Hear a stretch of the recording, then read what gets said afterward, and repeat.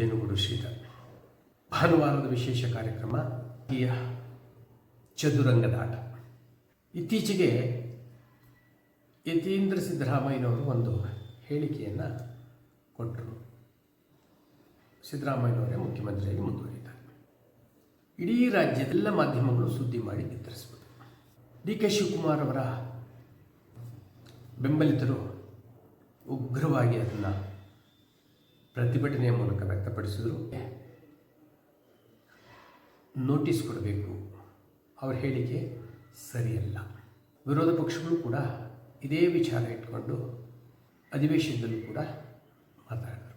ಯತೀಂದ್ರರವರ ಹೇಳಿಕೆಯ ಹಿಂದೆ ರಾಜಕೀಯ ತಜ್ಞರಿಗೆ ಅರ್ಥ ಆಗೋದೇನಂತಂದರೆ, ಇದು ಯತೀಂದ್ರರ ಹೇಳಿಕೆ ಮಾತ್ರ ಅಲ್ಲ, ಇದರಿಂದ ಸಿದ್ದರಾಮಯ್ಯನವರ ಬೆಂಬಲಿಗರ ಅನೇಕರ ಸಭೆಗಳಲ್ಲಿ ನಡೆದ ವಿಷಯಗಳನ್ನು ಯತೀಂದ್ರರ ಮೂಲಕ ಹೇಳಿಸಿದ್ದಾರೆ. ಯತೀಂದ್ರವರು ಹೇಳಿದ ಒಂದು ಮಾತು, ಒಂದೇ ಕಲ್ಲಿನಲ್ಲಿ 3 ಜನ ತಲುಪಬೇಕು ಹಾಗಿತ್ತು. ಪ್ರತಿ ಕ್ಷಣವೂ ಡಿ ಕೆ ಅಭಿಮಾನಿಗಳು ಡಿ ಕೆ ಅವರೇ ಮುಖ್ಯಮಂತ್ರಿ ಅಂತ ಹೇಳ್ತಾ ಇರೋದಕ್ಕೆ ಇರಿಸು ಮುರಿಸ್ಕೊಂಡಿದ್ರು. ಹಾಗೆ ಪಕ್ಷದ ಹೈಕಮಾಂಡು ಏನೂ ಮಾಡದೆ ಕೈಕಟ್ಟಿ ಕುಳಿತಿರೋದು ನೋಡಿ ಅವರಿಗೆ ಒಂದು ಸಂದೇಶ ಕೊಟ್ಟಿದ್ದರು, ಮುಖ್ಯಮಂತ್ರಿ ಸ್ಥಾನವನ್ನು ಬಿಟ್ಟುಕೊಡಿ ನೀವು ಅಂತೇಳಿ. ಹಾಗೆ ಡಿ ಕೆ ಶಿವಕುಮಾರನ್ನ ವಿಜಯೇಂದ್ರ ಅವರು ಕರೆದುಕೊಂಡು ಹೋಗಿ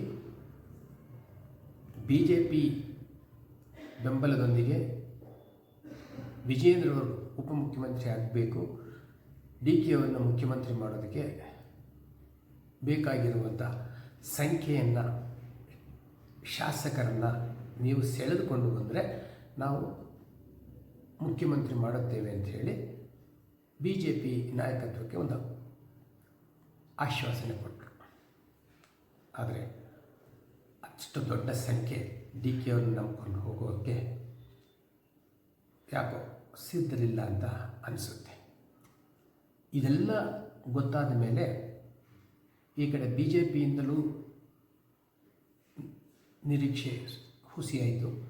ಹೈಕಮಾಂಡ್ ಕೂಡ ಏನು ಹೇಳದ ಸ್ಥಿತಿ ಬಂತು. ರಾಜ್ಯದಲ್ಲೂ ಕೂಡ ಎಲ್ರಿಗೂ ಆಹಾರವಾಗ್ತಾ ಇರೋದು ಸ್ಥಾನ ಪಲ್ಲಟ. ಇದಕ್ಕೆ ಒಂದು ಇತಿಶ್ರೀ ಹಾಡಲೇಬೇಕು ಅಂಥೇಳಿ ಯತೀಂದ್ರ ಮೂಲಕ ಅವರು ಹುರುಳಿಸಿದ ದಾಳವೇ ಮುಂದಿನ 5 ವರ್ಷ ಸಿದ್ದರಾಮಯ್ಯನವರೇ ಮುಖ್ಯಮಂತ್ರಿ ಆಗಿರ್ತಾರೆ. ಆಗಲಿಲ್ಲ ಅಂದರೆ ಅಥವಾ ಹೈಕಮಾಂಡ್ ಏನಾದರೂ ಬೇರೆ ರೀತಿಯಲ್ಲಿ ಚಿಂತನೆ ಮಾಡಿದ್ರೆ ಅದಕ್ಕೆ ಆಗ ದಲಿತ ಮುಖ್ಯಮಂತ್ರಿ ಮಾಡ್ತೀವಿ ಅನ್ನೋದನ್ನ ಒಂದು ಹೇಳಿಕೆ ತೆಗೆದುಬಿಟ್ಟಿದ್ದಾರೆ.